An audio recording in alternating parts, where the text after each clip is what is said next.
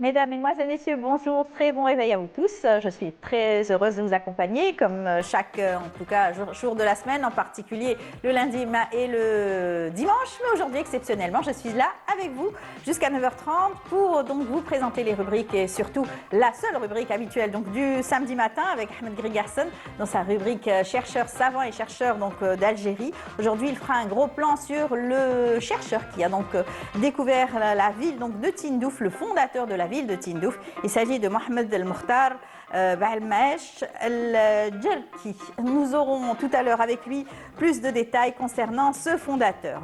Également beaucoup d'invités qui nous parleront donc de leur univers, à savoir donc celui donc de Malika Chitour Daoudi qui est auteur et qui va nous présenter son deuxième ouvrage Marjan, une très belle histoire qui va nous emmener du côté de l'Asie mineure avec bien sûr beaucoup d'aventures, des secrets, en tout cas un livre initiatique pour parler un petit peu de soi, beaucoup de sagesse à travers son récit cette fois-ci.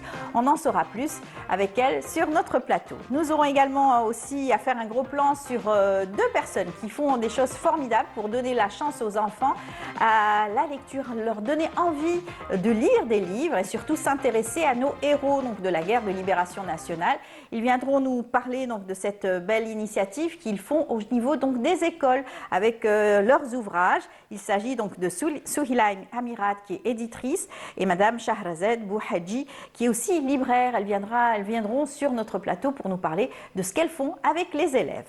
Et puis nous aurons également avec nous Monsieur El Hadi Temmem qui est donc directeur général de l'AFGAR, le fonds donc, de garantie des crédits aux PME. Donc un nouveau produit a été lancé donc, depuis le mois de novembre. En tout cas, un contrat a été signé avec 3 banques déjà pour aider les PME. Eh bien, ça va continuer. Il espère avoir d'autres contrats avec plus de banques pour aider aussi les petites et moyennes entreprises. On en saura plus également sur ce plateau avec lui concernant cette belle initiative. Et puis, Agnès Rir, dans sa rubrique santé et bien-être, aujourd'hui, elle nous parlera donc dans l'avant-ramadan pour préparer le ramadan, bien sûr.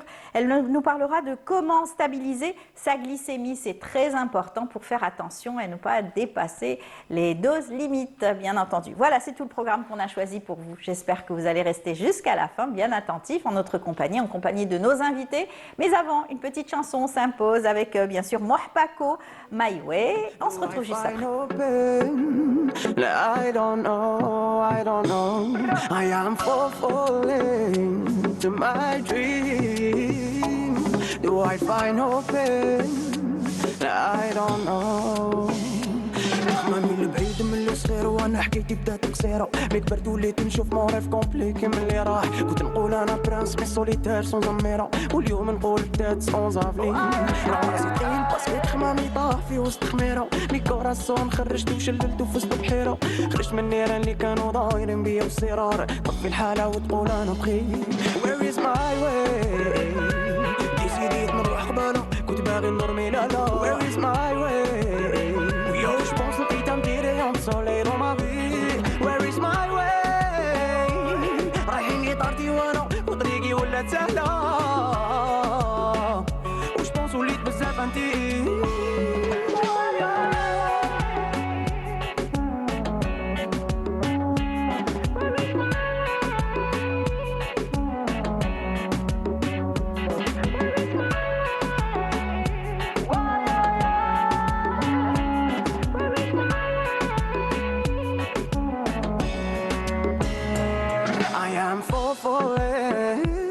to my dream Do I find open? I don't know I am falling to my dream Do I find open? I don't know ديسيديت نخمم لبعيد ولا السعدي قابر فيا وحياتي مر ما كانت سراب ولات منية دعوة مريقلية ولات الناس تهضر عليا منهم وحدة كاملة مدبلت الريام شفت عاد برديت مع راسي وراسي طار على ذاك البنية بيكوراسون دا يضرب والضربة شحال قوية خرجت من النيران اللي كانوا رايرين بيا وصرار طفي الحالة وتقول ماشي منام Where is my way ديسيديت نروح قبالة كنت باغي نرمي لا Where is my way je pense que t'as tiré en soleil dans ma vie Where is my way رايحين طارتي وانا وطريقي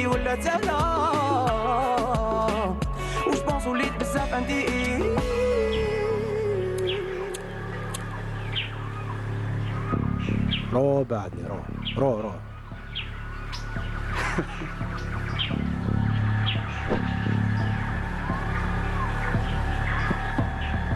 تعرفوا هذا؟ أنا عارفه.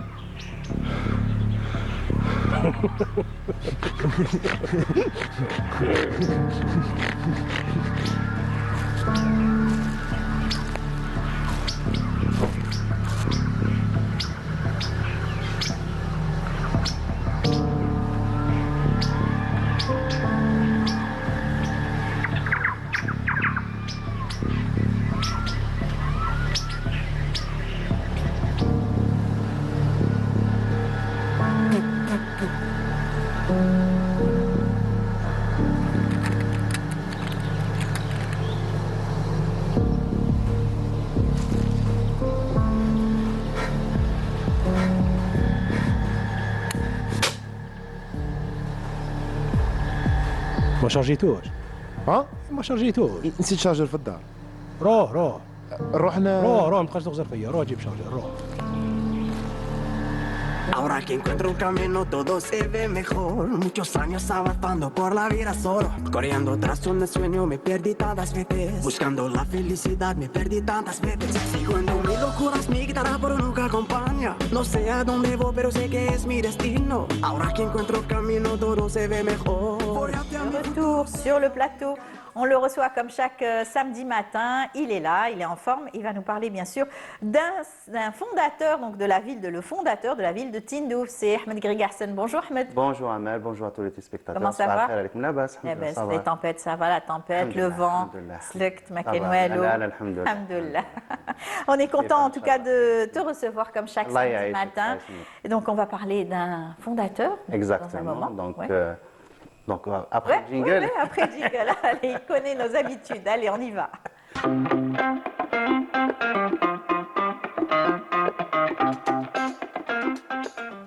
Alors, c'est vrai que c'est important de souligner, de donner l'information et de rappeler qui était justement ce fondateur de la ville donc, de Tindouf. Exactement, déjà avec les dernières réalisations qui se font autour de la ville, donc dans la région, avec Khaled Djibilat, etc.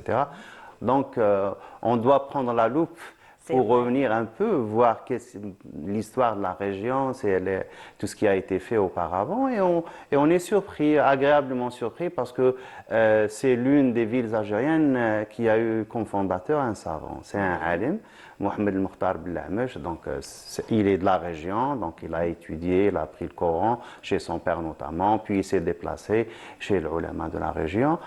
Un jour, il a décidé de s'installer. Ça fait pas longtemps en fait, c'est 1850. Très bien. Donc, et en plus, il nous donne un peu un aperçu sur l'évolution naturelle de ce qui se passait avant l'occupation française. Donc, c'est comme ça que ça se passait. Ça prouve encore une fois que les personnes étaient des personnes lettrées dans la région et particulièrement dans le sud, parce qu'on dit, c'est vrai, il n'y avait pas beaucoup de personnes lettrées à l'arrivée de la colonisation. Bien au contraire. Bien au contraire, bien sûr. Et ça nous donne un peu un aperçu sur, en fait, l'évolution de la société. Donc, la société, de temps en temps, donc il y a nécessité, on vient, on s'installe, on se déplace, il n'y avait pas de problème. Donc, donc c'est comme ça que ça se passait depuis des siècles et des siècles, peut-être des millénaires.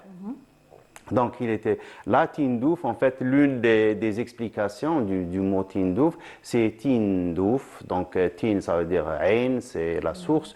Douf, ça veut dire débordante. Donc, source débordante. Source débordante. Donc, c'était une source assez forte.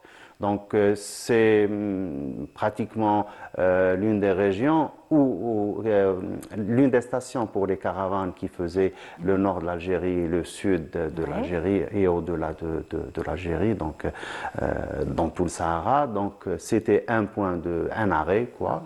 C'était une étape des caravanes. Et puis, lui, il est venu, il s'est installé. Bien sûr, qu'est-ce qu'on attendait à Alim? Il va pas.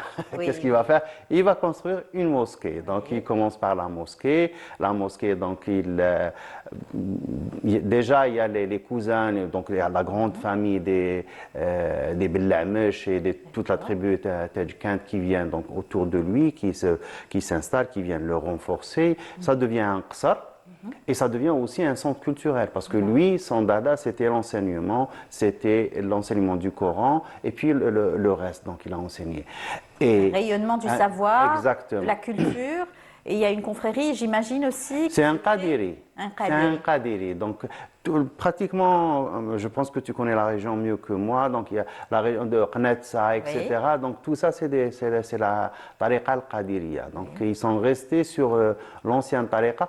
Et c'est peut-être la tariqa qu'avait pris avec lui le Marili. D'accord.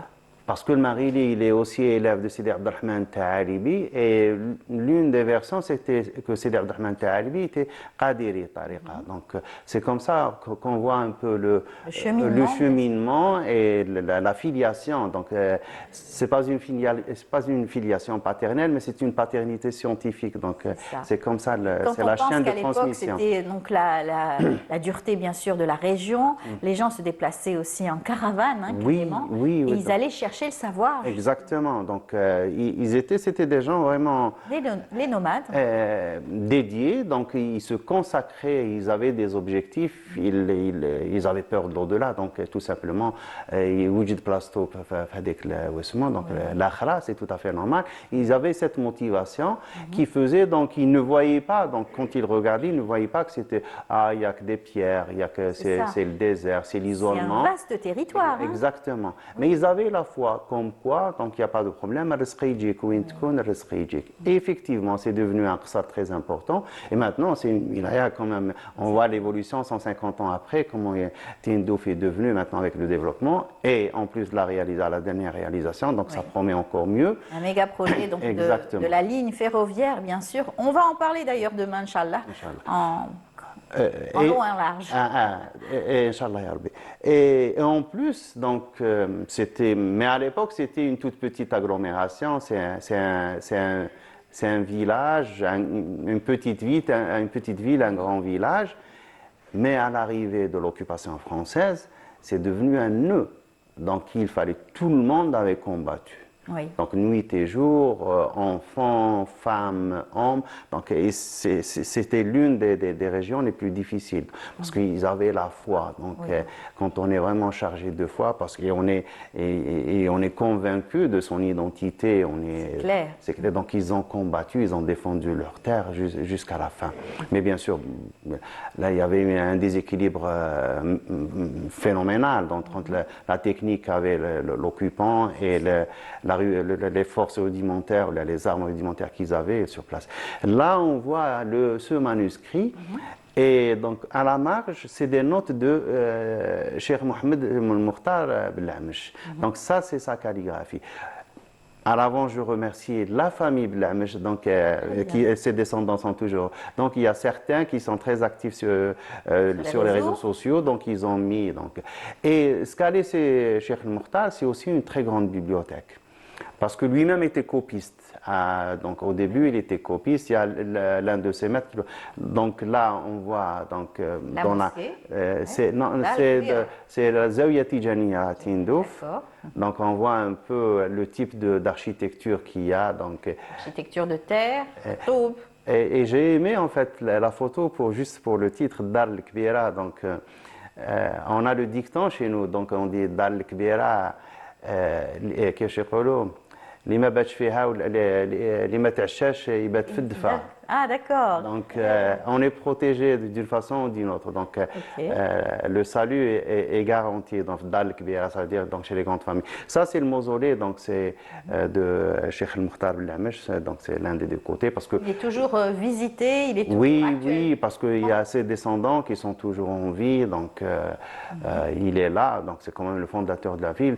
Dans toutes les villes historiques, il y a toujours le père fondateur. Donc, il y a le père fondateur réel, dans certains villages, donc c'est vraiment tous ils sont descendants du même paternel, le fondateur. Sinon, c'est le fondateur spirituel, comme Sidi Abdelrahman, c'est Moul Bled à Alger, parce que donc il en a fait ce qu'il en a fait. D'accord. Et puis il y a il y a Sidi El Houari, il y a Sidi Rachid Qsemtina, il y a Sidi El Bounia Annaba, etc. Donc c'est tout à fait normal que.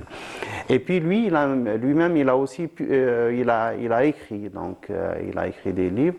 Et là c'est l'un de ses écrits qui a été édité récemment par notre ami Barikallah Habib. Donc, نصيحة قضاة البرية في منع الرشوة والهدية. Peut-être c'est des réminiscences de ce qui s'est passé avec Cheikh El-Maghili, parce que on voit, parce que Cheikh El-Maghili, donc c'était un problème de juriste, donc le qada. Donc peut-être qu'ils avaient ce type de problème, parce que d'autant plus que dans la région, le grand problème, le défi, c'était la distribution de l'eau. Donc le qsor, donc c'est le temps de réception de l'eau. Le partage, c'est très important. Donc l'irrigation, pour l'irrigation. Donc il y a des gens qui aimeraient bien les passe-droits, les premiers, un peu plus servis que les autres, la journée pas la nuit, pour qu'ils puissent dormir. Ça dépend aussi des vergers et de, bien sûr, de chacun et de ses moyens. Exactement. Donc lui, donc, comme c'est un juriste, c'est un alim, donc il veille à ce qu'il y ait justice partout, qu'il n'y ait pas de passe-droit, quel que soit. Même, ça m'a étonné parce qu'il dit, même le hadiya qui est l'offrande, le cadeau, il n'accepte pas. D'accord. Donc le choix, on le sait. Oui. Mais le hadiya, donc. Le hadiya, on dirait en général, c'est se faire plaisir à quelqu'un. Mais lui, donc, sans attendre quoi que ce soit. Lui, et il adopte, d'après ce que j'ai vu dans le résumé, il adopte la position d'un autre madhab, de madhab al-Hanafi, qui eux, ils sont catégoriques. Donc dans cette question, donc, il dit que. Il était intransigeant. Il est exactement catégorique. Intransigeant, donc catégorique, il refuse tout, il n'ouvre pas ni la porte, ni la fenêtre, ni rien. Il a raison. Donc il avait raison. Il a tout fermé. Oui. Et là, c'est une urjouza, donc l'adwiya ou l'ardiya. C'est aussi une vieille tradition musulmane. C'est urjouza, ça veut dire, c'est un poème didactique dont le maître rajz. Oui. Et donc ça veut dire c'est un truc, c'est un poème didactique où il cite, donc il donne les conseils. C'est peut-être tu le sais très bien, donc c'est la médecine chez nous était une médecine qui était donc la base c'était les humeurs, donc on a les différentes humeurs. C'est ce qu'on appelle aujourd'hui la médecine alternative. Non, c'est une autre définition en fait de la médecine, parce qu'à l'époque, depuis les Grecs, on dit que quelqu'un qui tombe malade, ça ne veut pas dire qu'il n'y a pas d'agent exogène qui est rentré, donc il n'y a pas de virus, parce qu'ils ne savaient pas ce que c'était que les virus. Mais c'était un déséquilibre. Ah d'accord. On a les 4 humeurs, donc un déséquilibre dû à l'alimentation. Okay. Donc pour le recouvrement, y remédier, donc on revient à rétablir l'équilibre à travers en premier l'alimentation. Donc on passe par le régime, ou bien c'est la diète, ou bien on mange plus ceci que cela pour essayer de retrouver son équilibre et retrouver sa santé. Eh bien, il était sur la bonne voie, hein, parce qu'aujourd'hui c'est ce qu'on appelle. On y revient parce que avec le temps on revient à ça. Exactement. Une alimentation saine. Exactement, parce qu'il y a toujours le déséquilibre, surtout du sucre, du sel, etc. Donc là, c'est l'un des manuscrits qu'on retrouve dans sa bibliothèque. Il a une bibliothèque très très riche. Donc je ne sais pas si tous les manuscrits et les livres sont dans le même bâtiment, ou peut-être avec le temps, les héritiers se sont partagés. Mais du moment qu'ils existent encore, donc on a, par exemple, on a l'effet de l'humidité, peut-être que le manuscrit a été mouillé quelque part. Mal conservé aussi. Mais il est bien conservé, non? Quand même. Non, plutôt, il est très bien conservé, parce que c'est lisible, on peut lire, on peut voir, tout est clair. Juste les bordures. Juste les bordures, donc c'est les effets du temps. Du temps, exactement. Mais tout ça pour revenir un peu à l'importance du bonheur. Donc il était dans une région très isolée, donc il décide. Aride. Puis il collecte. Et là, c'est beau parce qu'on voit un peu la calligraphie de la région. Donc on peut lire donc, mais la calligraphie est très propre. Donc, bien sûr, c'est le même. On est dans la même calligraphie, la vieille calligraphie algérienne historique, mais elle est quand même. On voit quelquefois des effets locaux ou des spécificités régionales. Donc Oui. on voit Et je pense qu'il a travaillé son écriture, puisque tu disais justement que c'était un copiste. Donc Oui. il a passé beaucoup de temps à Oui, reproduire et exactement. recopier des tas Il et des tas passait- de manuscrits. Il s'est entraîné finalement à l'écriture. Mais parce que maintenant, on ne comprend pas en fait le volume de ce qu'ils Exactement. ont pu écrire parce qu'on on perd notre temps à ne rien faire, à scroller, C'est vrai, à c'est regarder vrai. les écrans. Mais eux, en termes de temps, ils étaient très économes. Donc, ils avaient des programmes. Donc, ils se lèvent le matin, il a Salat al-Fajr, il a le Wird, donc il lit une partie du Coran, il a l'Ad'iya, puis il commence à enseigner jusqu'à un certain moment. Des fois, certains savants sont même agriculteurs, donc il va à son jardin, donc il va faire ses cultures, et puis il revient à la mosquée, etc. Vous Donc, avez c'est une comme vie ça. simple et sereine, je pense, Et sans stress. Très programmé. Très programmé, sans stress. Moi, quand je lis les gens, les vies, leur vie, donc leur biographie, je suis à chaque fois étonné par... donc, ils sont très disciplinés. Et du coup, on n'a plus à s'étonner qu'ils aient réalisé tout ça, donc qu'ils aient toutes ces bibliothèques, toutes ces réalisations. C'est pour ça qu'on les cite...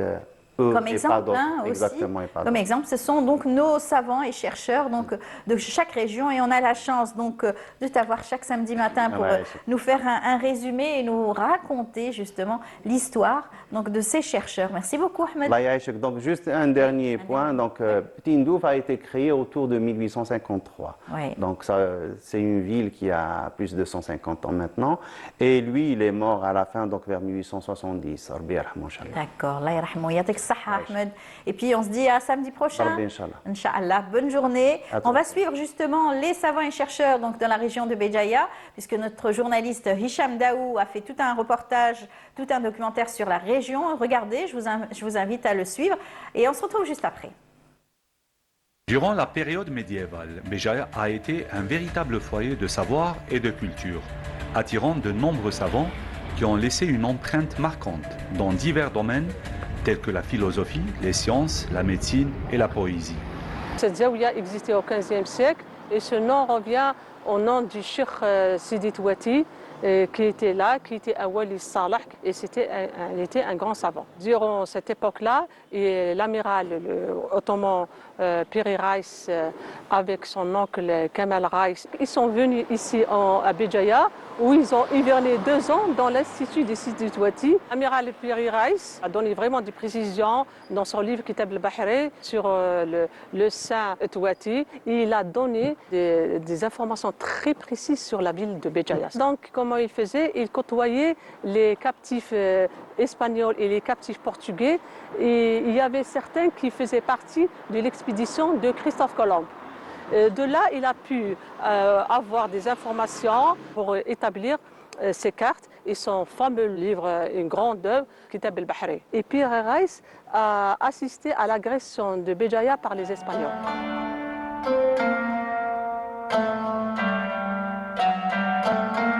Béjaïa était également connu pour ses universités et ses écoles, où de jeunes érudits étudiaient diverses disciplines.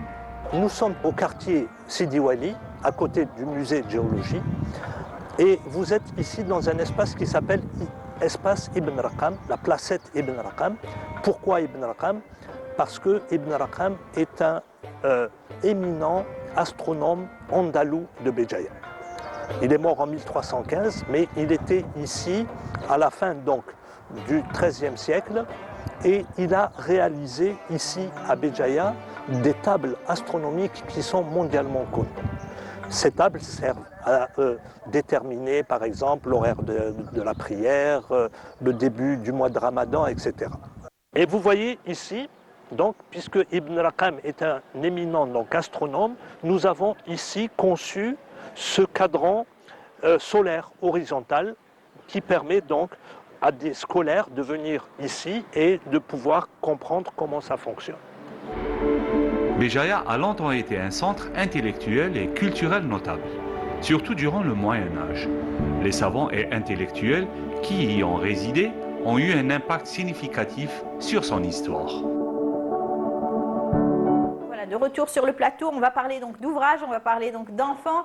Un beau reportage qui nous montre la ville donc de Béjaïa, qui est une ville aussi riche en histoire. Eh bien, l'histoire c'est important, surtout pour la jeune génération. On va beaucoup en parler sur notre plateau avec deux dames qui sont formidables. Alors Souhila Mirat, bonjour. Bonjour. Bienvenue parmi nous. Merci. Vous êtes éditrice. Oui, éditrice et autrice. Et autrice, tout à fait. Et Madame Shahrazad Bouhadji, bonjour. Bonjour Amine. Bienvenue parmi nous. Merci. Vous êtes donc libraire. Libraire. Et on est content d'apprendre qu'il y a beaucoup de libraires, qu'il y en a de plus en plus en fait. C'est pour encore une fois donner plus de chance aux livres, d'être visibles, surtout aux passionnés, de trouver des livres à proximité. De créer un lien entre le livre et l'enfant. Tout à fait. Mais ce que vous le faites encore bien plus avec des enfants, puisque vous allez dans des écoles et vous leur donnez la possibilité donc d'acquérir un ouvrage, de lire une histoire, vous les initiez à la lecture, n'est-ce pas? Alors on va peut-être commencer par vous, Oui.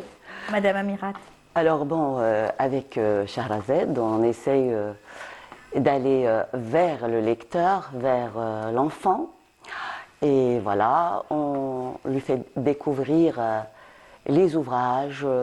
Par exemple, récemment, on a été pour le Petit Omar. Oui.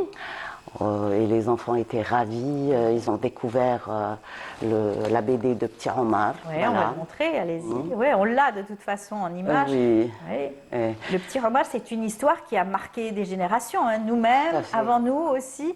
Et bien sûr, ça doit marquer la jeune génération. Les enfants, ils doivent aussi s'identifier à ces jeunes enfants qui ont été très tôt touchés par la fibre nationaliste. Oui. Alors moi, j'ai commencé par écrire le récit de Petit Omar, la révolution dans le cartable. Oui. Ensuite, j'ai été approchée par Monsieur Abbas Kibir, c'est un BDiste. Il a eu l'idée de faire une BD de Petit Omar et c'était vraiment un succès. Les enfants adorent parce que la BD, elle est facile à assimiler. Donc, c'est des photographies, c'est des bulles, et voilà. Et l'histoire. C'est un texte simple aussi. Tout à fait. Voilà, et puis pas très long, donc ça accroche l'enfant. Ça accroche aussi, parce qu'ils font de l'histoire à l'école, donc ils ont besoin d'avoir peut-être des outils didactiques pour pouvoir aussi assimiler un peu mieux cette histoire. Et quand on leur parle du Petit Omar, oui, on connaît, il est dans le programme et tout. Et ils sont ravis, ils sont vraiment ravis de découvrir leur histoire. C'est une histoire qui est réelle, c'est une histoire vraie. Donc il faut rappeler encore une fois l'importance. Petit Omar véhicule le courage, véhicule tout ce qu'on doit inculquer à cette génération. La responsabilité. Oui, l'amour du pays et tout ça, c'est le sacrifice suprême. Il a donné sa vie pour le pays. Donc les enfants doivent forcément le connaître, ils doivent le connaître, ils doivent au moins honorer sa mémoire et parler de lui et faire de lui un symbole. Tout à fait. Alors, rappelez-nous comment Shahrazad Bouhadji, vous avez donc fait la rencontre de Souhila ici même. Alors, en fait, pour vous raconter un peu l'histoire, quand on a ouvert la librairie, ma sœur et moi... Ça fait tout juste 4 ans, c'est ça? Oui, voilà. D'ailleurs, on est deux en travaillant ensemble. Vous êtes passionnée de livres? Oui, beaucoup. Et l'idée aussi, c'était de passionner les enfants. Donc, on a nous-mêmes des enfants. Hein, donc, on cherchait, en tant que maman, des librairies spéciales enfants pour essayer de leur trouver des ouvrages adaptés à leur âge, à leur centre d'intérêt. Et on s'est dit, pourquoi pas? Donc, on va s'investir dans ce domaine, dans ce projet. Et on a malheureusement constaté que ce n'est pas tous les enfants qui ont cette chance de côtoyer les librairies et des auteurs et des clubs de lecture, parce que d'ailleurs on en fait beaucoup aussi. Et on a décidé donc d'aller vers l'enfant. Et c'est là qu'on a contacté des écoles, on a commencé à faire des expositions en vente, un peu comme une librairie ambulante. Donc on se déplace avec nos livres, on fait l'exposition, au bout de 4-5 jours, en clôture avec une rencontre littéraire.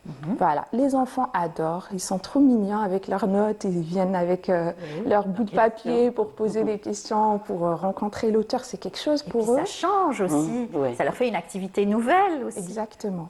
Donc on a des questions, mine de rien, très pertinentes. Et les enfants, autour des ouvrages, vous prenez combien de temps pour écrire un livre, d'où viennent les inspirations. C'est comme ça d'ailleurs que j'ai connu Madame Amirat. Je fais un peu de la prospection au niveau des maisons d'édition et voilà, on s'est connus au niveau du SILA.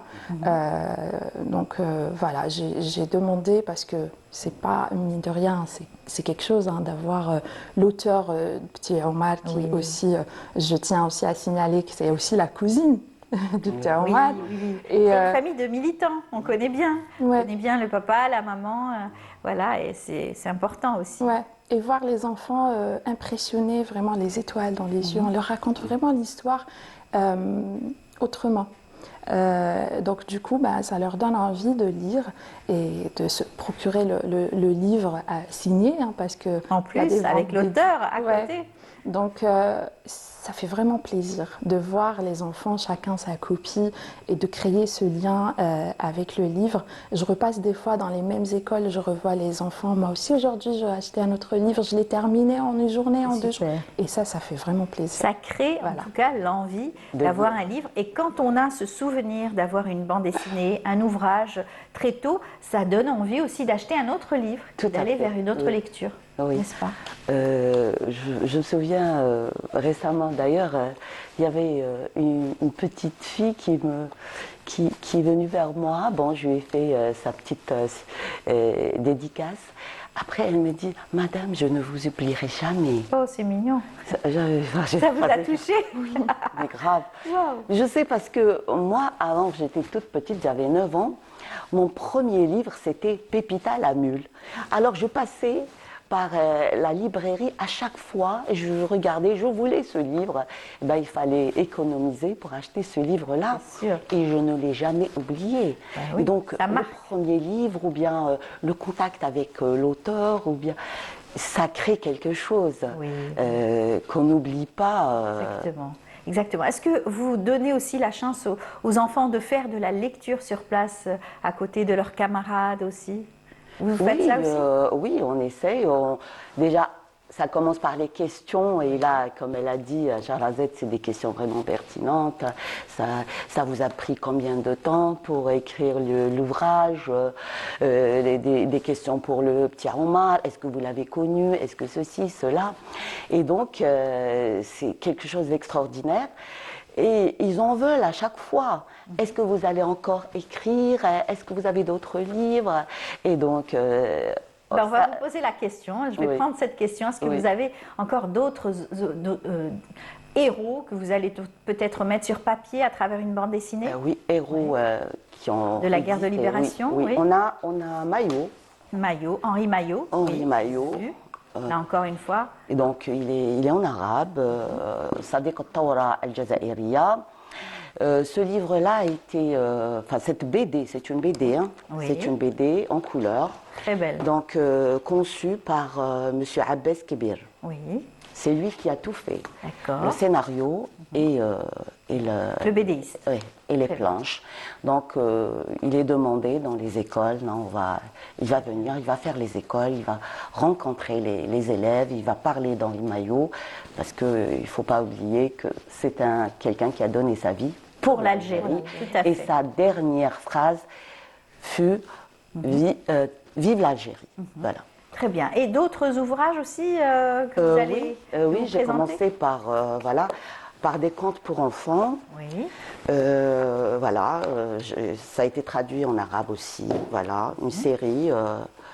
Quand même, j'ai eu 22 contes pour enfants. C'est magnifique. Voilà. C'est vous, donc l'auteur de ces contes. Oui, c'est moi. Et vous les avez présentés aux enfants aussi, oui, petit à petit. On a commencé par le Petit Omar et tout. J'ai aussi Timouchouha en Tamazir. C'est des contes que j'ai écrits moi-même et qui ont été traduits par Monsieur Cheikh Hakim. D'accord. Voilà, donc ça a été aussi là, c'est un livre qui vient de sortir. Nous avons aussi le Petit Omar en arabe, bien sûr, et en arabe aussi le récit, et aussi j'ai écrit un récit sur la guerre d'Algérie, la rebelle. Voilà, ça parle d'une femme qui a constitué, une héroïne, qui a constitué un réseau pour nourrir les moudjahidines dans les djebel. Et Et il faut dire qu'il fut un temps où ils n'ont pas trouvé quoi manger, ils ont mangé de l'herbe, ils sont tombés malades. Voilà, ça c'est Voilà. encore une fois, vous racontez justement Oui. tout ce qu'a enduré le peuple algérien durant la guerre de libération nationale. Il est très et c'est pas facile. Ce sont des récits qui vous ont été donc transmis, j'imagine, et que vous voulez absolument à mettre sur papier pour que justement on n'oublie pas Exactement. tous ces Donc, sacrifices. Cette histoire est vraie. Cette femme, elle a été brûlée, brûlée. Comment on dit, sa djellaba a été collée, elle était collée sur sa peau. Hein, et ils l'ont brûlée et ils l'ont torturée. C'est pas possible de passer à côté. Exactement. Donc, Tous les crimes coloniaux, les rappeler encore une fois pour ceux qui ne connaissent pas la jeune génération. Exactement. Il y a des faits isolés aussi, en plus de la déportation, en plus donc du napalm qui a été aussi lancé et ce sur n'est nos montagnes. Ce n'est qu'un symbole parce qu'elles sont des milliers, voire C'est des ça. milliers. Les éditions, bien sûr, qui sont les éditions Papyrus. Papyrus, voilà. Et puis on rappelle que tous ces ouvrages, on les retrouve chez vous et bien d'autres. Oui, tout Oui. à fait. Voilà. Donc, je tiens à préciser, donc c'est une librairie spéciale enfants, on est à Daria, et voilà. Pour refaire les rencontres, j'ai tendance, donc je fais ma prospection, je lis les ouvrages pour proposer D'accord. les thématiques, parce que généralement les écoles demandent des thématiques. C'est le rôle du libraire aussi. Voilà, hein. et ça dépend aussi des périodes et tout ça. Donc, quand c'est la période où ça parle de révolution, on met en avant Petit Omar, et j'ai beaucoup d'auteurs, je travaille avec beaucoup d'auteurs, donc ça dépend donc encore une fois la thématique. Alors vous faites donc des rencontres au niveau des écoles et vous faites aussi des ventes dédicaces au niveau de la librairie. Tout à fait, D'accord. tout à fait. Donc Oui. on fait aussi des petits événements au niveau de la librairie, mais encore une fois, je préfère aller vers l'enfant. D'accord. Parce que malheureusement, ce n'est pas tous les enfants qui ont cette chance. Donc, il y a des enfants qui, en dehors du manuel scolaire, oublient que le livre existe. Et on est là justement pour le rappeler. Parce que le livre est un ami. Il faut justement inculquer ça aux enfants. Alors, on a des vidéos où vous allez justement vers les enfants à travers les écoles, les différentes écoles, et ça se passe très bien au niveau des écoles. Magnifique. Magnifique. Moi, j'adore les rencontres avec les La enfants. démarche avec les enseignants, avec les directeurs d'établissement aussi, ça se passe facilement? Oui, oui, généralement, C'est bien accepté. les écoles prennent d'abord le livre, donc ils travaillent avec l'enfant, ils les préparent pour la rencontre. Très bien. Et c'est pour ça d'ailleurs que les enfants, le jour de l'événement, sont là avec leurs petits questions. papiers, voilà, c'est ils posent super. des questions et ils ont déjà préparé leur rencontre. Ah, c'est Voilà. génial, très bien. Donc on va peut-être voir une vidéo donc, d'une de vos rencontres avec les enfants et on va voir, donc c'est cela. Voilà, voilà, c'est juste voir la vidéo, comment ça se passe. Donc vous êtes sur place? C'est vous qu'on voit? Non? C'est Oui. l'enseignante? Non, c'est Madame Amirat. Madame Amirat, c'est vous, voilà.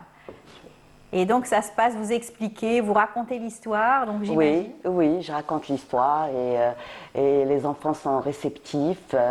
Après, ils posent des questions et ils aiment ça et ils en veulent. Et ça se voit que l'amour de la lecture est en train de prendre place. Voilà. Là, on vous voit vous, hein, on ne voit pas encore les enfants, mais ça va venir. Sinon, donc, ce sont donc des rencontres régulièrement ou comment, c'est quoi la fréquence? Vous dites quand c'est des dates anniversaires? Beaucoup plus? Je suis très souvent dans les écoles. Ah, d'accord. Plusieurs fois bien. par semaine. Parfait. Voilà. Donc, vous faites le tour, vous ne vous arrêtez pas? J'espère que ça ne va pas s'arrêter parce que c'est à travers ces rencontres qu'on essaye de créer ce lien entre les enfants et le livre. Et donc vous initiez bien sûr les adultes aussi, puisque beaucoup vont s'y mettre aussi aux livres pour enfants et essayer de toucher un large public en fait. Tout à fait, tout à fait. Voilà, on a vu les enfants hein, à l'école. Merci beaucoup. Voilà, sinon parlez un petit peu donc de vos projets encore.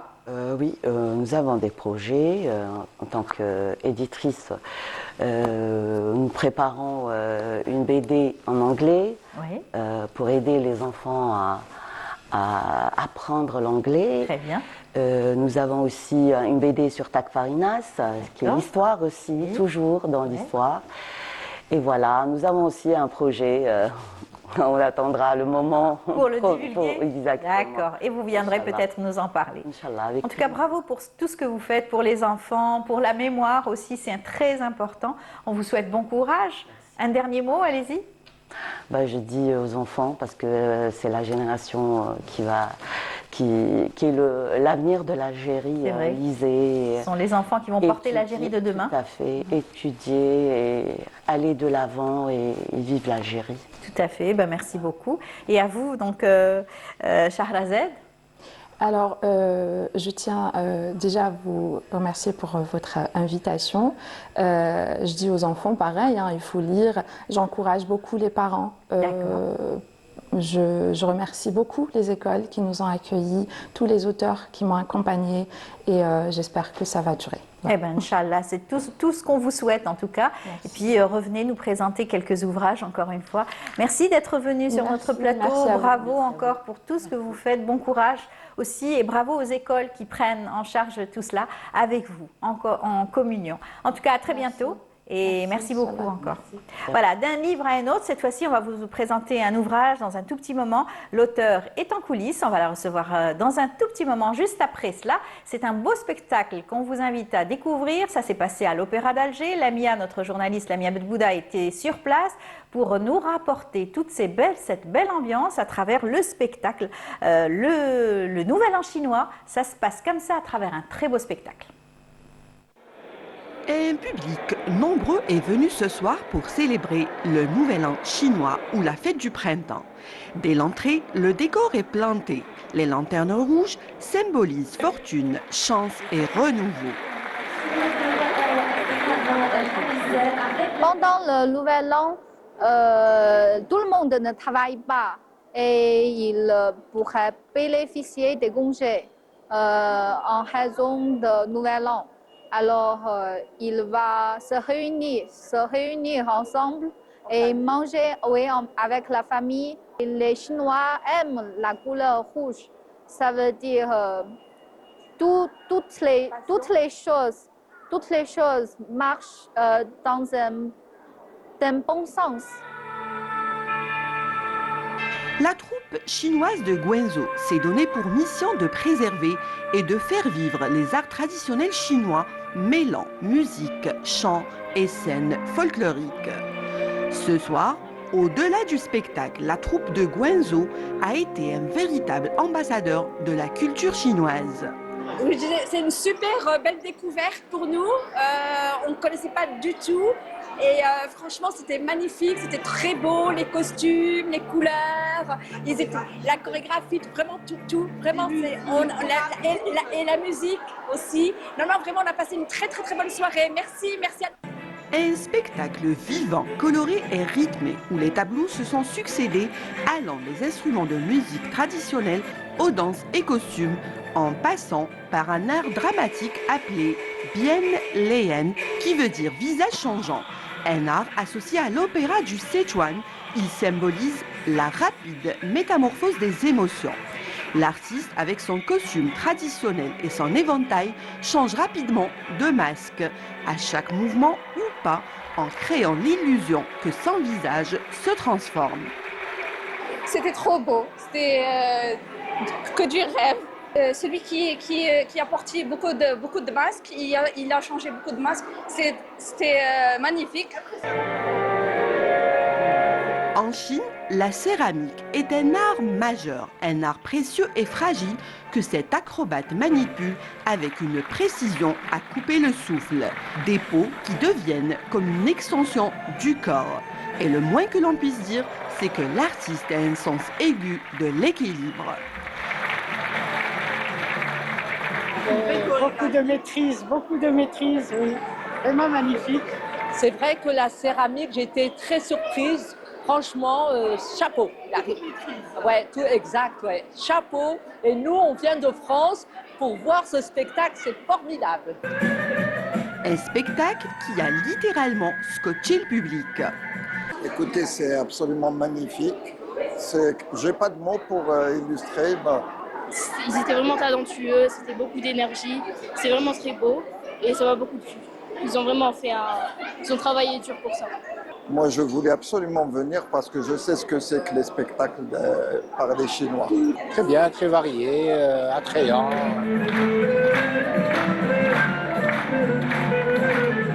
Entre tradition et prouesse, la troupe de Guangzhou a conquis le public qui voyagea en Chine sans passeport le temps d'un spectacle.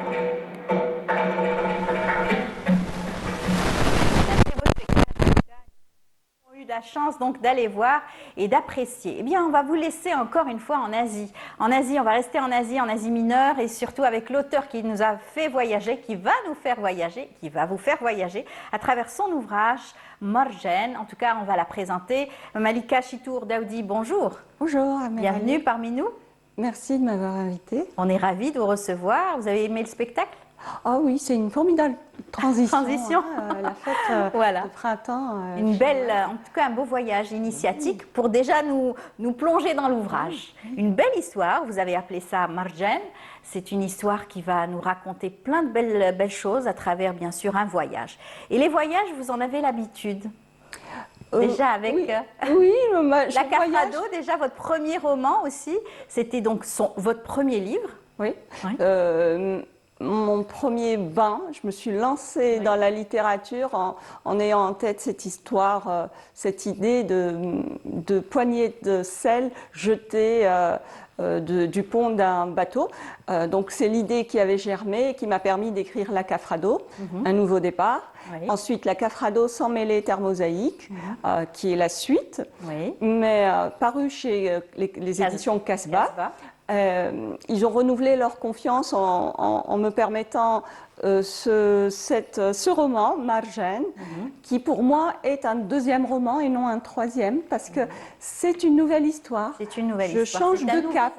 C'est un nouveau voyage, un nouvel imaginaire, toujours dans l'historique, parce que ça me permet justement d'explorer des horizons, d'apprendre, parce que je voyage autant que le lecteur. Et je vous ai même posé la question, je pensais que vous voyagiez énormément, mais vous voyagez à travers les livres, à travers les documentaires, j'imagine. Toujours, j'exploite la quête. Oui, autour de nous, on a toujours des informations qui circulent.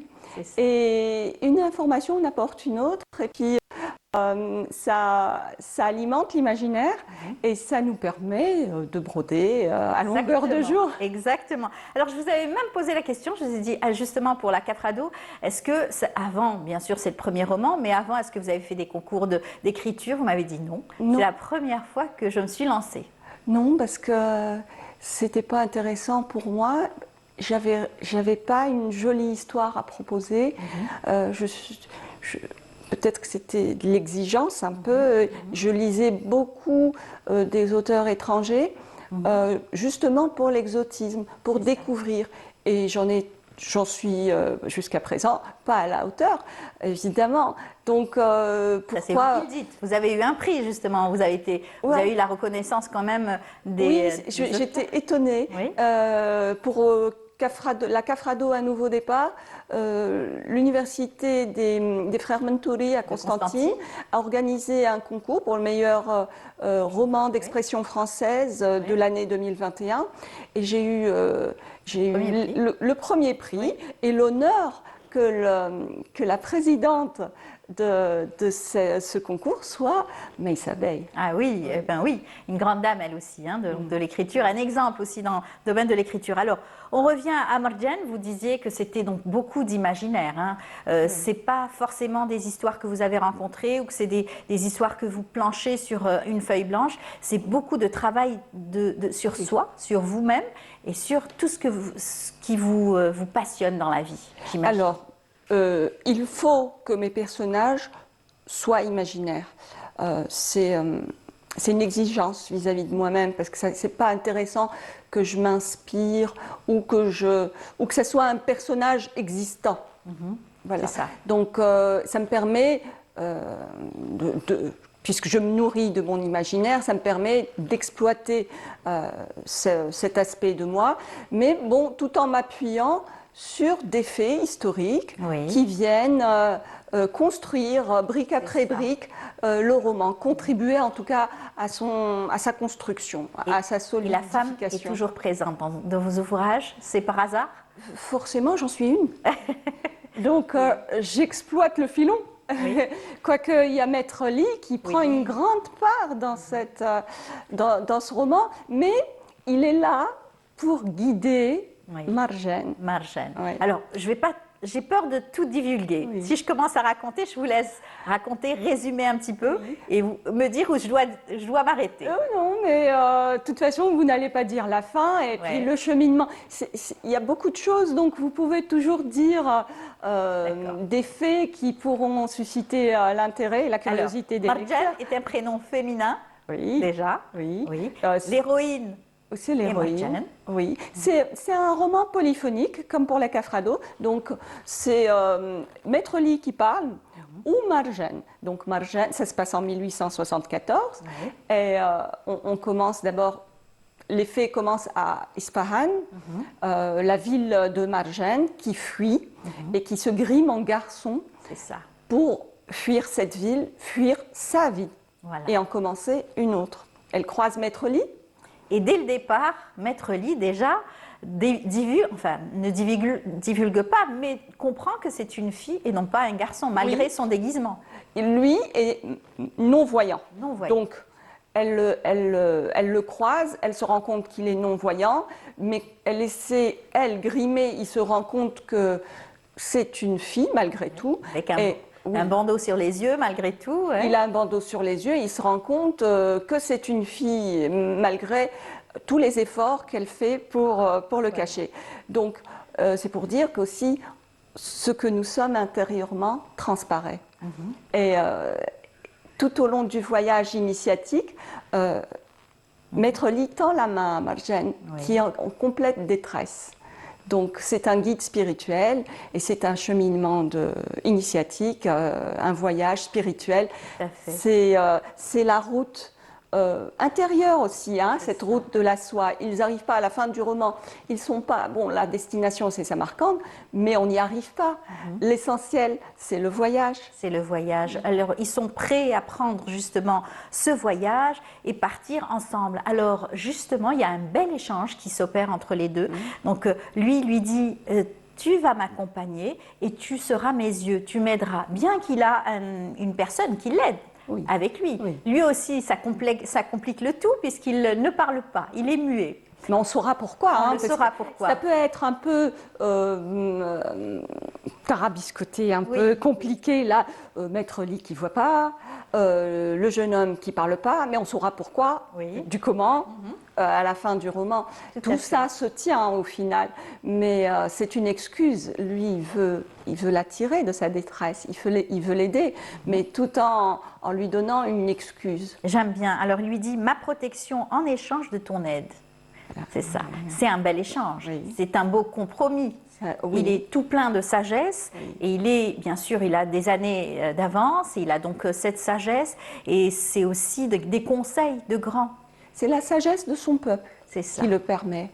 Alors, quand je donne la parole à Maître Lee, c'est l'occasion de parler de la Chine, de ce que lui a traversé et il se raconte. Et je raconte son pays, la grandeur de la Chine et cette période charnière 1874 qui est une période très trouble de la Chine parce qu'elle passe d'une époque d'autosuffisance où elle n'avait besoin de rien. La monnaie, c'était la monnaie mondiale à l'époque. Actuelle, c'est le pétrole, mais à l'époque, c'était l'argent métal. L'argent métal est mexicain, pas espagnol. Donc, c'était le dollar mexicain. Et comme il y avait la guerre au Mexique, l'argent métal est venu à manquer. Par ricochet. Les ailes, le battement d'ailes de papillon, le fameux battement d'ailes des papillons d'un endroit de la planète qui influe sur l'autre endroit de la planète.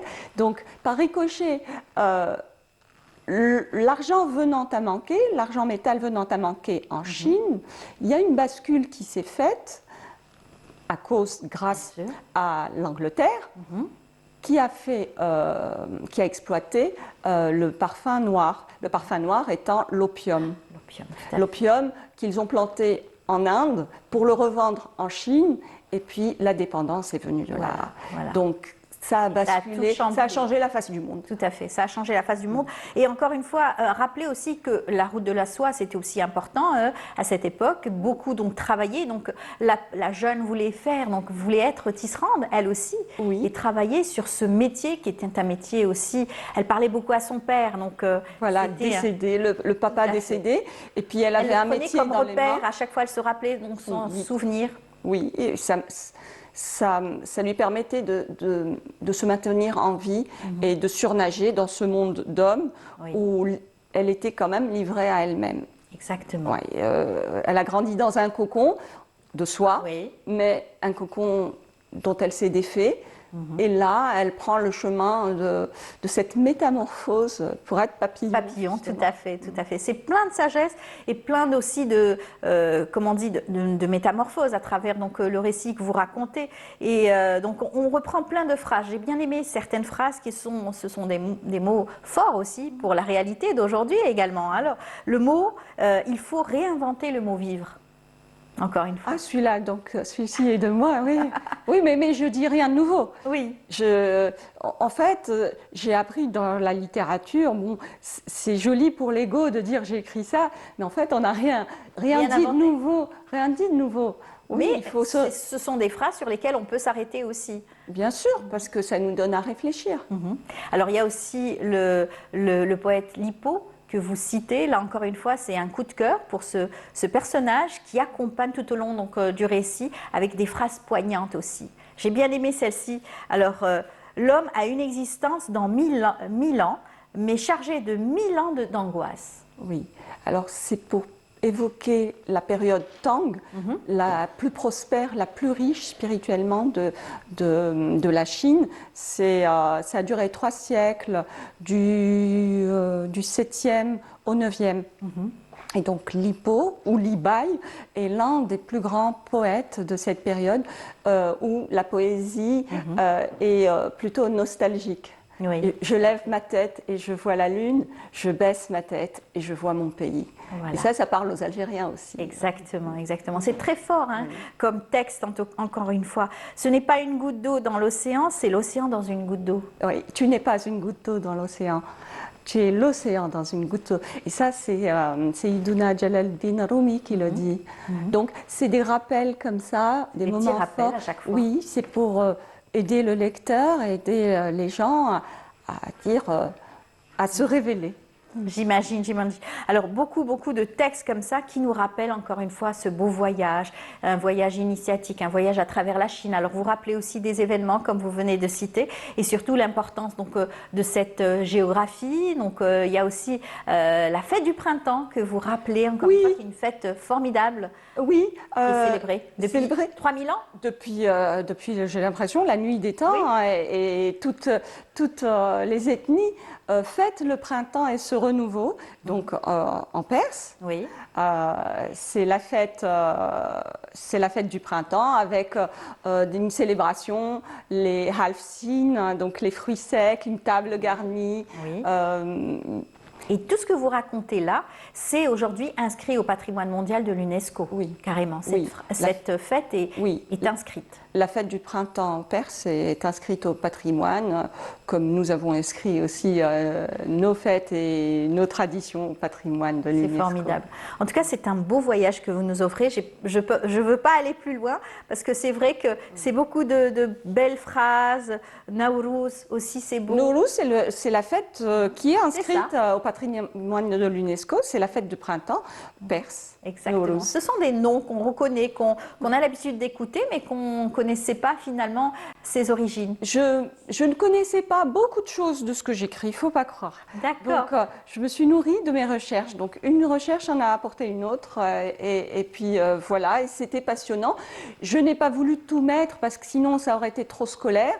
Mais le réel vient solidifier les bases de ce roman. En tout cas, une fiction. Un beau roman qu'on invite donc le téléspectateur qui nous a suivis ce matin à aller à la librairie, enfin à l'OPU aujourd'hui. Au CCU, voilà. 15 bis rue Hamani, Oui. CCU, Centre culturel universitaire, mais le bureau des techniques, des sciences techniques. D'accord. Au niveau à partir de 14h. À partir de 14h, 15 bis rue Hamani. Voilà, pour aller donc signer votre ouvrage, vous allez signer votre ouvrage à tous vos lecteurs et tous ceux qui veulent découvrir cette histoire. Donc ça sera donc à partir de 14h. Marjan qui veut dire perle de pluie. C'est très beau. Là encore une fois, j'ai adoré. Merci beaucoup d'avoir été parmi nous. Je rappelle donc Malika Chitour Daoudi, vous en êtes à votre troisième, on va dire, deuxième, comme vous voulez. En tout cas, bonne chance pour celui-ci. J'espère que vous reviendrez avec un troisième cette fois-ci. Troisième histoire, on va dire. Voilà, merci à Bonjour d'Algérie. Merci à vous, à Lalmi, et à tous ceux qui sont derrière là. Et je reviendrai avec plaisir. C'est gentil. À très bientôt alors. Eh bien, on reste ensemble. Je vous invite tout de suite à suivre ce reportage signé Fari El Hamdi qui nous fait découvrir justement l'histoire du film La bataille d'Alger à travers bien sûr ses photographies, le scénario et surtout revenir à travers bien sûr ces 60 ans de la projection du film La bataille d'Alger. Regardez.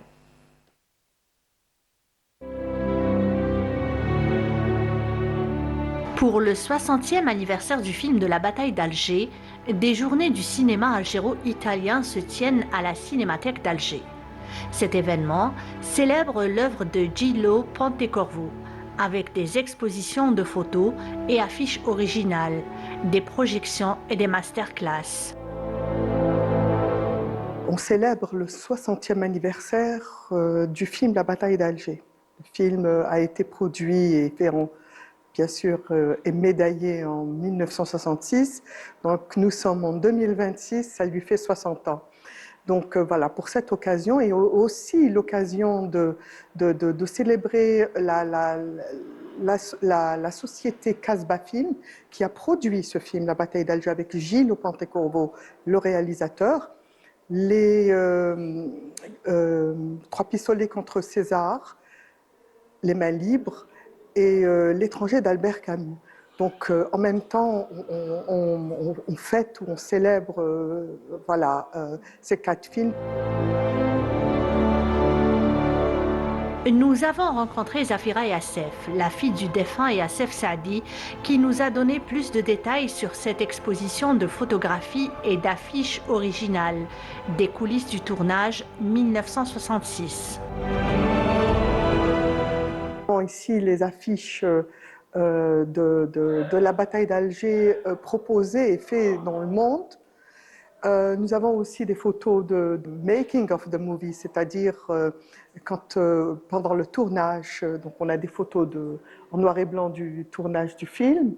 Comme le film était interdit, la bataille d'Alger interdit en France, il a été boycotté à sa sortie.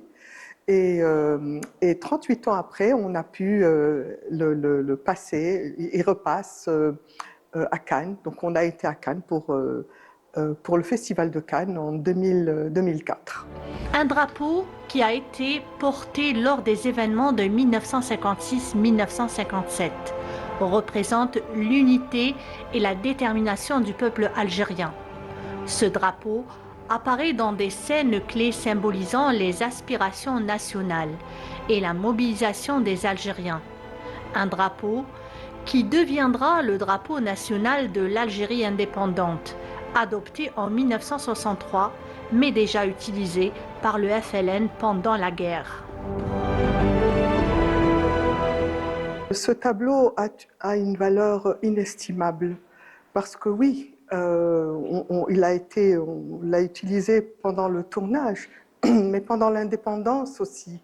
Donc, il a été touché, on a laissé les traces, on n'a même pas voulu le laver ou le repasser même, on l'a laissé tel quel. Et surtout, je dois le dire, au décès de mon père, Allah yarhamou, on l'a recouvert aussi avec ce drapeau. Donc, c'est un morceau de tissu, mais c'est toute une vie, c'est toute une histoire, c'est un héritage aussi. Cet événement met en lumière la coopération culturelle et cinématographique entre l'Algérie et l'Italie. De retour sur notre plateau, on va donc présenter notre invité. En tout cas, c'était un beau reportage donc, de Faria El Hamdi. Et puis, on rend hommage à tous ceux qui ont travaillé et tous les militants aussi. Ce sont donc de la bataille d'Alger, Allah Yarham Chouhada. Et puis, notre invité, il va nous parler d'un produit et d'un projet surtout qui date depuis 2022. C'est le fonds de garantie qui aide donc les PME et les PMI, donc les petites et moyennes entreprises. Avec nous, Monsieur Temmem El Hadi Temmem, bonjour. Bonjour madame. Bienvenue parmi nous. Merci de nous avoir donné cette opportunité d'être parmi vous. C'est gentil. Vous êtes donc le directeur général de l'AFGAR, fonds de garantie, c'est cela? Des crédits au PME. Des crédits au PME. Vous êtes là pour nous parler donc de ce grand projet que vous avez mené depuis déjà 2022, oui, et qui s'est concrétisé cette année, déjà en 2025, puisque vous avez déjà signé des contrats avec des institutions donc, bancaires. Oui. Et ça fait plaisir aux petites et moyennes entreprises. Tout à fait. C'est une aide considérable. Tout à fait, madame. En effet, alors si vous permettez, avant d'entamer le sujet pour lequel on est ici présent, je voudrais faire une rétrospective sur le FGAR, qui est une institution sous le tutelle du ministère de l'Industrie, créée en 2024, créée dans un souci effectivement d'apporter ou de pallier à une contrainte qui est liée au financement. Donc, qui dit financement, dit systématiquement garantie. Et ça, c'était la contrainte majeure pour apporter, plutôt concrétiser sur le terrain, les projets portés par des opérateurs économiques censés créer une valeur ajoutée et des emplois. Ça, c'est le plus important. Donc, les pouvoirs publics ont mis en place un dispositif qui s'appelle le FGAR, sous le tutelle du ministère de l'Industrie.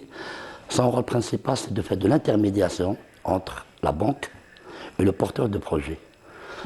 L'idée principale, c'était quoi? C'était de pallier à deux contraintes. La contrainte de la garantie, soit parce qu'il n'y a pas de garantie à offrir par le porteur de projet, ou bien les garanties qu'il propose sont insuffisantes. Donc voilà, la problématique qui est réglée à travers le dispositif du FGAR. Donc l'avantage pour nous, c'est qu'on démarre avec une double casquette. La casquette orientée vers le porteur de projet et la casquette orientée vers la banque. Donc, les dossiers qui sont présentés au niveau du fonds, ils ont cette qualité d'être présentés ou bien par le porteur de projet et vient directement au fonds, avec un dossier en bonne et due forme. D'ailleurs, le dossier en lui-même, il est identique au dossier bancaire. Ça, c'est un problème qui est déjà réglé. Donc, on fait une étude de rentabilité du projet, voir sa faisabilité, sa rentabilité, son impact sur la valeur ajoutée, son impact sur la création d'emplois. Donc, je vous donne un peu les critères d'éligibilité. Oui, c'est important, bien sûr. Et à partir de là, on fait passer le dossier avec un accord de garantie. Et donc, on va le délivrer ce qu'on appelle un accord de principe, qu'on appelle au niveau du FGAR offre de garantie. Et à partir de là, il peut s'orienter vers une banque qui l'arrange en matière de conditions surtout. Éventuellement, la banque va prendre en charge le dossier, elle va le traiter, disons qu'elle est favorable pour l'accompagner. Donc, si c'est oui, ça veut dire qu'elle a accepté la garantie institutionnelle qui est une garantie de l'État. Et à partir de là, il y a une convention de financement qui est signée entre les deux parties. Et à partir de là, on intervient comme un engagement définitif en délivrant le certificat de garantie. Voilà un peu le cheminement. Voilà. Vous avez donné les étapes. C'est vrai que vous êtes là pour soutenir, pour aider ces jeunes entrepreneurs, parce que ce sont des jeunes entrepreneurs, surtout à la création donc, de leur entreprise. C'est très important. Il y a le fonds à l'aide à la création et le fonds à l'aide aussi au développement.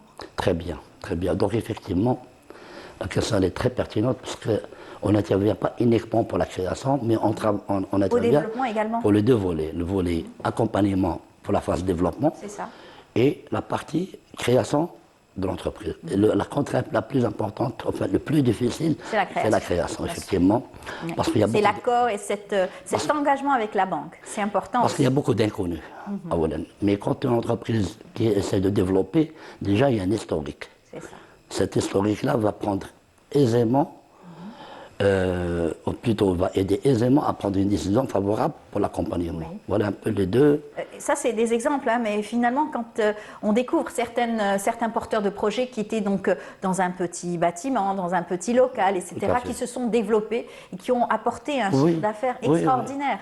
Il y a des success stories. Voilà, je vous donne un exemple. Ils sont partis d'un dispositif qui, avant, c'était lancé, donc c'est Nasdaq.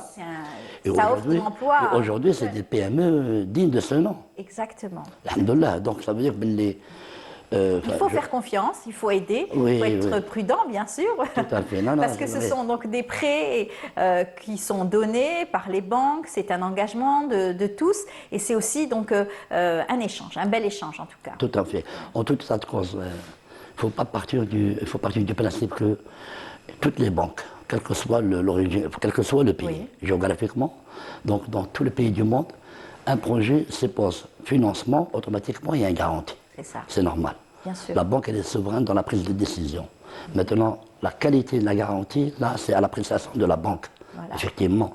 Et à partir de là, elle peut orienter toute PME vers le fonds. Donc, tout à l'heure, je vous ai dit qu'il y avait deux casquettes. L'opérateur économique peut partir à la banque, décrocher le financement, il revient vers le fonds. Et pour ça, il faut comprendre que le fonds a signé toutes les conventions de partenariat dans la phase investissement. Donc, il y a une relation banque-regard. Ça, c'est très important. Mais par la suite, on a essayé d'aller plus loin pour accompagner et concrétiser, concrétiser notre engagement pour l'accompagnement de la PME. Je vous donne un exemple. Beaucoup d'opérateurs, beaucoup d'entreprises, lorsqu'ils sont créés, ils ont la contrainte de lever les financements pour financer leur cycle d'exploitation. Alors, ils ne peuvent pas parce qu'il y a la contrainte de la garantie, pas suffisante pour couvrir. Et voilà pourquoi je vous ai... les employés... C'est normal pour acheter de la matière première, pour régler les salaires et les dépenses. Pour faire tourner une entreprise, c'est normal. Tout à fait, c'est normal. Et à partir de là, on a réfléchi qu'il fallait quand même mettre en place un nouveau dispositif. Hormis la garantie sur l'investissement, il fallait mettre un deuxième outil de garantie qui est la garantie sur le crédit d'exploitation. Donc, pour accompagner la mise en place d'un besoin de fonds de roulement, enfin plutôt pour couvrir les besoins de fonds de roulement. Et à partir de là, mettre en place une garantie qui va couvrir le besoin d'exploitation. Voilà, donc ça a été mis en place. Et depuis, vous avez en 2025 pu accompagner 297 PME 297 déjà, oui. Si on fait un cumul depuis la création, on a plus de 4000 PME qui ont été accompagnées avec un impact emploi qui dépasse les 110 000 postes de travail. C'est extraordinaire. C'est très important. Et le vœu, c'est que vous implantez un petit peu partout sur le territoire, parce que là, vous n'êtes pas partout. Très bien. Alors, l'implantation géographique, par exemple, on est présent à Oran, donc il y a une partie de l'Oranie qui est couverte et l'ouest du pays. Il y a la partie est à Naba, de sud, on est présent à Bskhara, on est présent à Ouergla, on a ouvert une antenne à Khanchla, idem pour la wilaya de Tessemset. On compte quand même élargir notre présence sur le plan géographique. Alors, les secteurs les plus porteurs, c'est l'industrie, j'imagine. C'est normal, c'est par essence, c'est normal. Surtout dans l'industrie, il faut appuyer le secteur en lui-même. Ceci dit, les autres secteurs ne sont pas mis en marche, au contraire. Le secteur du bâtiment, le secteur de la santé, le BTP, le tourisme, même les activités liées au loisir, parce qu'ils ont un impact emploi très important. Alors, je reviens sur le crédit d'exploitation, si vous permettez. Oui, allez-y. On est parti en 2022 avec une conférence, c'était pour passer le message sur la nécessité de mettre en place un nouveau produit. Et à partir de 2022, on a travaillé sur le produit. Bien entendu, on a été encadré par des experts qui nous ont apporté un plus. Et au final, on a défini les règles générales pour l'octroi de cette garantie. À la différence entre le nouveau produit et l'ancien produit. Le produit, l'OLN, c'était l'investissement. Le deuxième, c'est l'exploitation. Donc, pour le premier, on avait une double casquette PME aux banques, mais pour le deuxième, on a canalisé la démarche avec uniquement les banques. Donc c'est les banques qui sont le vecteur de transmission des documents vers le FGAR. Voilà. Et ben, en tout cas, alors aujourd'hui, c'est un beau projet, justement. Oui. Ça va aider encore plus de PME et PME. Oui, Inch'Allah, c'est ça le plus important parce que vous savez, le taux de mortalité dans la PME, c'est généralement il est focalisé sur la création. Donc il y a un projet, mais il n'y a pas ce qu'on appelle un LEG pour la laisser se développer. Voilà. Donc c'est ça la contrainte de financement de s'inscrire. Eh ben, j'espère que ceux qui nous regardent ce matin auront donc envie de venir s'inscrire et proposer leur projet et mettre en lumière leur projet. Donc le canal bancaire pour la partie exploitation a été privilégié. C'était plus pour être, enfin, au final, pour la garantie, il faut être réactif pour donner une réponse. Ça, c'est le plus important. Donc, ce n'est pas un délai à 10 jours, un mois, non. Bien sûr. Il faut limiter le traitement du dossier et être réactif pour répondre aux besoins de la banque pour couvrir son risque. Très bien. En tout cas, tout a été dit. J'espère que ceux qui nous regardent, les concernés, donc des porteurs de projets qui voudraient être, donc, qui ont été séduits par tout ce beau projet que vous venez donc de présenter, ils seront à l'écoute et viendront vers vous. Ben, merci beaucoup, madame. Merci, monsieur Temem. Je rappelle, donc, Hadi Temem, vous êtes le directeur général de l'AFGAR, le fonds de garantie des crédits aux PME et PMI. Merci beaucoup d'avoir été notre invité. Madame. Et puis, on n'oublie pas de rappeler qu'il y a aussi une plateforme qui est aussi disponible sur le net pour pouvoir s'informer. Tout à fait, madame. N'est-ce pas? Ben, je vous remercie, madame. Merci à vous, et à très bientôt. Restez avec nous, restez avec nous. En parlant donc de porteurs de projets, il y a eu donc tout un concours qui a été organisé pour récompenser les meilleurs incubateurs. Ça s'est passé ici en Algérie, en attendant d'être sur le plan continental. Pourquoi pas un concours continental et pourquoi pas à l'international. En tout cas, sur notre territoire, il y a eu ce concours qui a été initié. Eh bien, les lauréats ont été primés. Regardez, c'est un reportage signé Anis Chir. L'Incubator est l'heureux lauréat du premier prix du classement national des 5 incubateurs les plus performants du pays. En 5 ans, il a accompagné des centaines de start-up et encore plus de porteurs de projets innovants. Nous sommes engagés dans l'accompagnement des startups et des porteurs de projets innovants depuis 2020, presque 6 ans. Nous avons pu accompagner à travers nos programmes pas moins de 350 startups et plus de 3000 porteurs de projets et entrepreneurs à travers le territoire national dans plusieurs domaines, à l'exemple de la fintech, donc la technologie financière, le domaine de l'économie verte. On a travaillé beaucoup sur la thématique de l'économie maritime, mais d'autres secteurs aussi stratégiques, toujours en collaboration avec des partenaires institutionnels et des partenaires économiques. Cette cérémonie de remise de prix a été l'occasion de présenter ce nouveau classement national, un rendez-vous appelé à se tenir désormais tous les 6 mois pour stimuler la compétitivité de l'écosystème entrepreneurial et mesurer concrètement les résultats à l'échelle nationale. Le classement national est important parce que notre objectif est d'avoir des incubateurs qui peuvent se classer dans des classements à l'international. Et donc commencer par un classement local est une motivation et aussi c'est un entraînement pour nos incubateurs.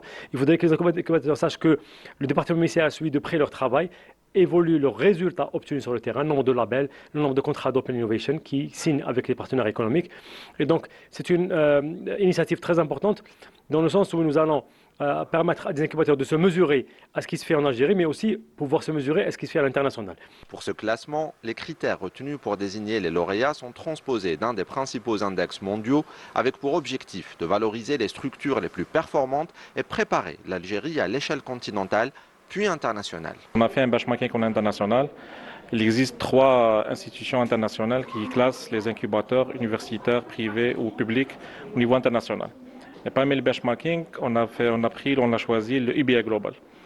Dans le UBI Global, on a pris 6 critères de UBI Global et on a projeté 6 critères au niveau de l'Algérie. Aujourd'hui, il existe plus que 200 incubateurs au niveau national dans les différentes structures, soit les universités, soit privées, soit publiques.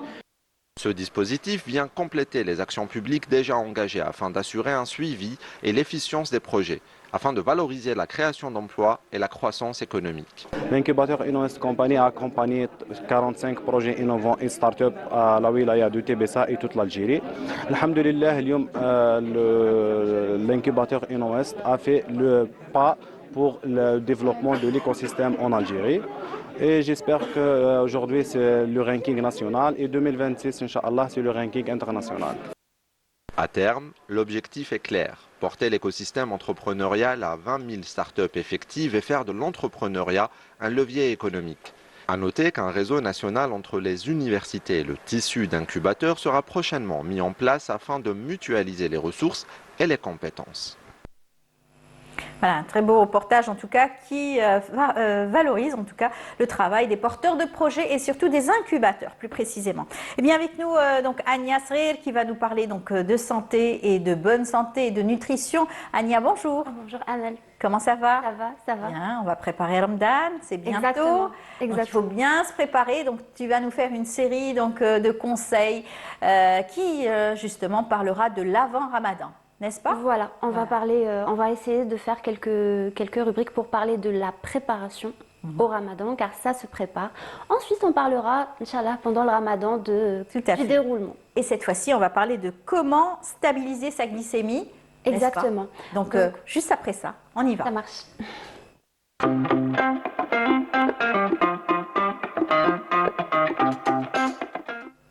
Comment stabiliser sa glycémie, c'est important.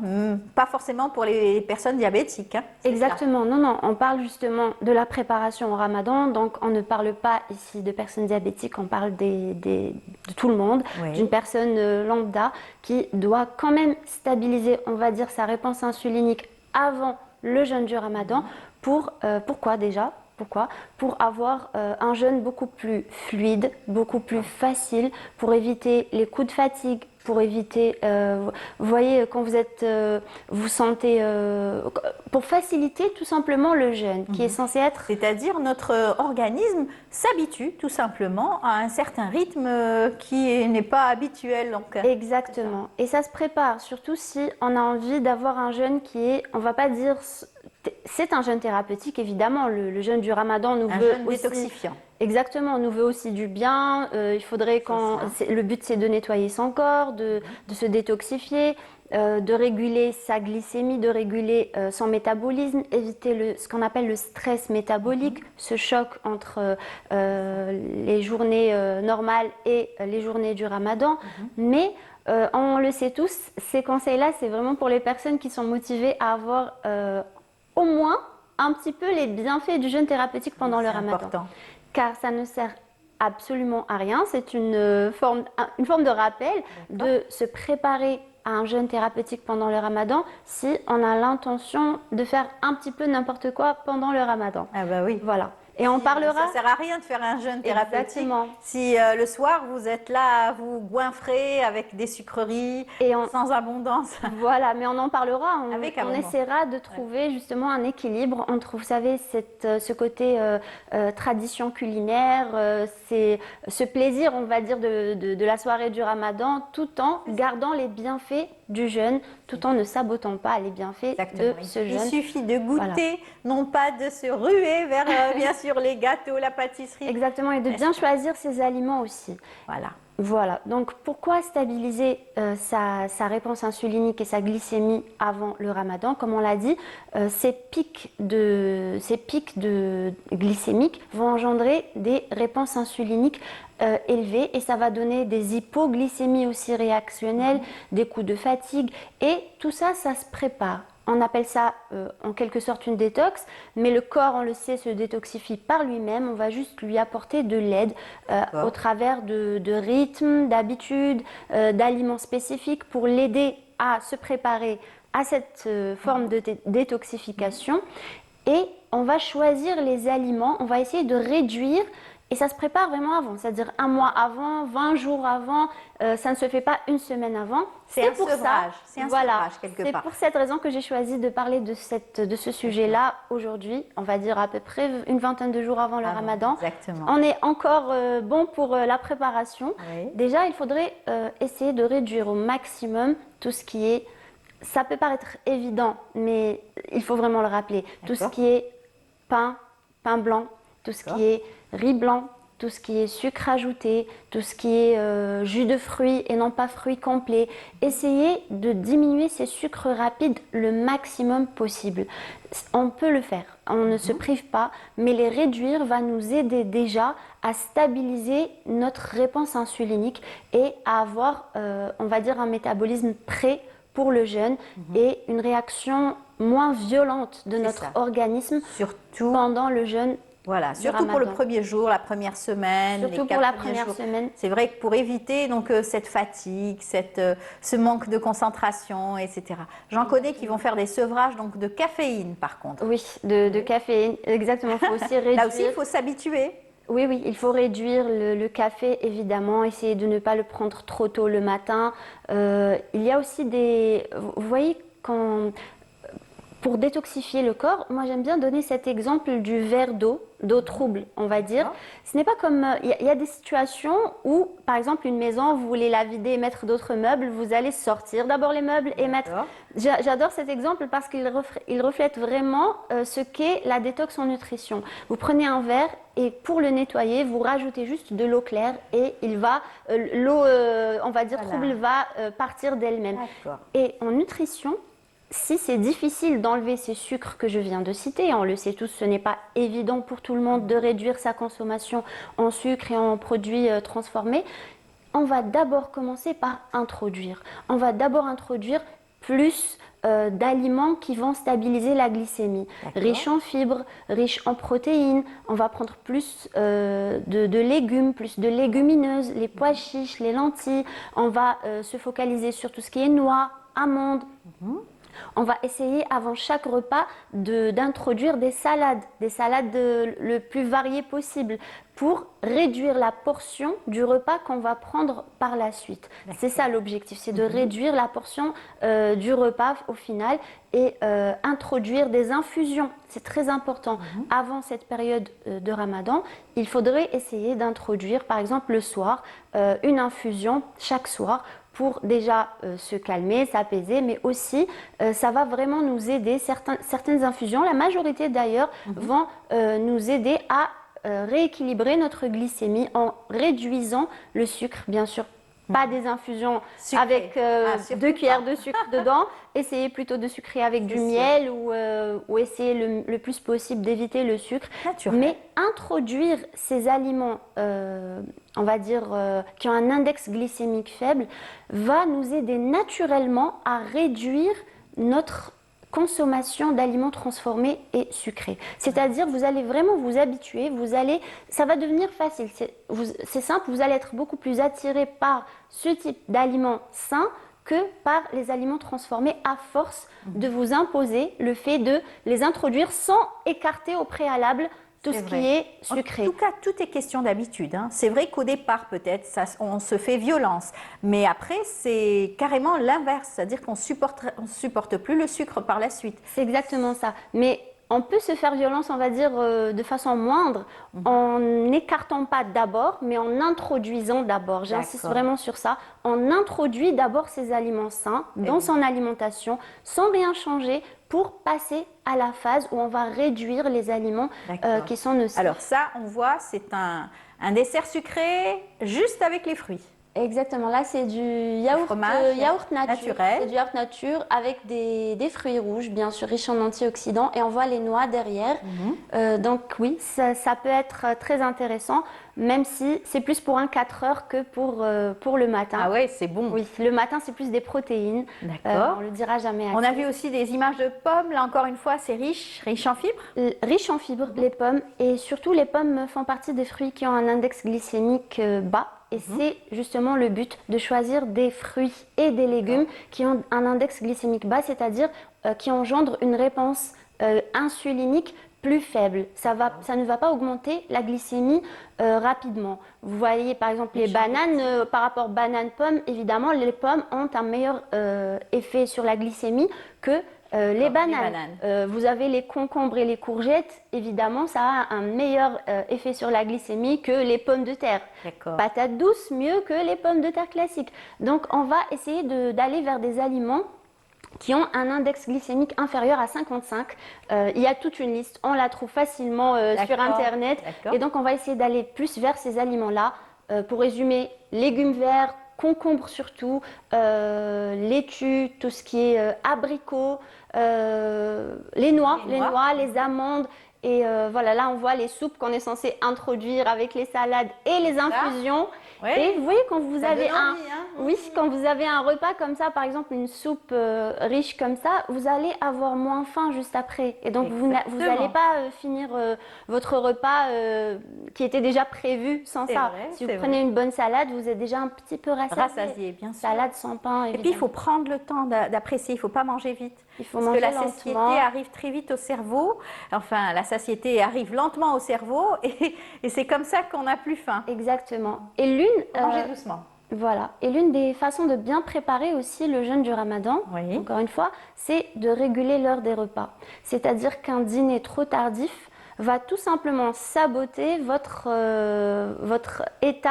métabolisme le lendemain. D'accord. Il faudrait évidemment essayer d'avoir ce repas un peu plus tôt. Ouais. Et justement, en faisant ça, on va un petit peu se réajuster aux horaires du Ramadan. Ouais. Et on va avoir... on va déjà être habitué aux horaires où on va manger le matin, où on va manger le soir, c'est-à-dire le suhour et le ftour. Voilà. Et essayer le maximum d'éviter le repas tardif et bien dormir. D'accord. Bien Les études ont prouvé que quand on dort, on perd du poids plus facilement. Donc il faut dormir et c'est pas le cas en tout cas fait Ramadan pour beaucoup. Hein. Il y en a qui ne dorment pas la nuit et ils sont dans la journée aussi. Enfin, éveillés, bien éveillés aussi. Allez, merci beaucoup Ania. On va donner quelques conseils la prochaine fois, encore une fois, avant on va Ramadan. essayer d'en donner pour la préparation avant et aussi l'accompagnement pendant, pour ceux qui sont motivés pour un jeûne plus thérapeutique. Pourquoi pas. Merci beaucoup pour tous ces conseils, Ania, et à très très bientôt. Voilà, eh bien on est arrivé à la fin de l'émission. Merci à vous tous de nous avoir suivis. Merci à toute l'équipe de la Régie 7. Et puis on se dit à demain, bien sûr, émission spéciale à partir de 9h, donc du matin, ici, à même dans Bonjour d'Algérie, émission concernant l'inauguration de la ligne Rajbilet. On va beaucoup en parler de la mine de Rajbilet. Merci beaucoup à vous tous. Excellente journée. N'oubliez pas, il y a l'émission de Marie Moussaïd l'instant matin, juste après le Bonjour d'Algérie. Au revoir.